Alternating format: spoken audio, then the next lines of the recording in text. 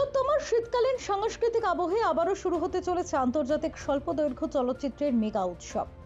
বড়লিন নিবেদিত ও ইভেন্টাইজার আয়োজিত ষষ্ঠ আন্তর্জাতিক কলকাতা শর্ট ফিল্ম ফেস্টিভ্যাল 2026 শুরু হচ্ছে আগামী 20 জানুয়ারি থেকে 25 জানুয়ারি পর্যন্ত চলা এই উৎসবে 34টি দেশের 300-রও বেশি চলচ্চিত্র প্রদর্শিত হবে।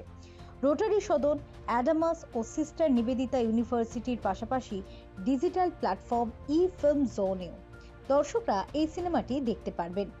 এবারের উৎসবের বিশেষ আকর্ষণ কিংবদন্তি অভিনেত্রী সাবিত্রী চট্টোপাধ্যায় অভিনীত প্রথম শর্ট ফিল্ম আকাশ প্রদীপ এবং ঋতুপর্ণা সেনগুপ্ত অভিনীত ডিস্টেন্স। এছাড়াও রাশিয়া, অস্ট্রেলিয়া ও শ্রীলঙ্কার একাধিক আন্তর্জাতিক মানের ছবি ও ডকুমেন্টারি এখানে জায়গা করে নিয়েছে।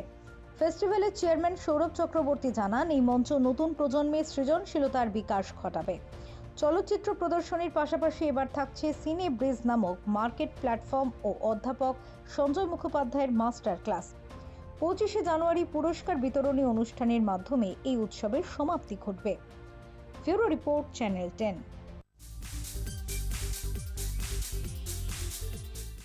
স্বামী বিবেকানন্দের জন্ম জয়ন্তী ও জাতীয় যুব দিবস উপলক্ষে এক অনন্য কর্মসূচির সাক্ষী থাকল ব্যারাকপুর। স্বামীজির আদর্শকে পাথেয় করে যুব সমাজকে সুস্থ জীবন ও দেশ গঠনের চেতনায় উদ্বুদ্ধ করতে জ্যোতি ফাউন্ডেশনের উদ্যোগে আয়োজিত হল run for youth half marathon. এই মহতী অনুষ্ঠানের প্রধান উদ্যোক্তা ছিলেন প্রিয়াঙ্কু পাণ্ডে।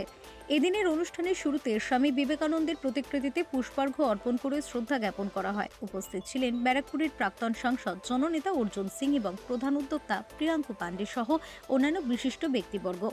স্বামীজির অমর বাণী, ওঠো, জাগো এবং লক্ষ্য না পাওয়া পর্যন্ত থেমো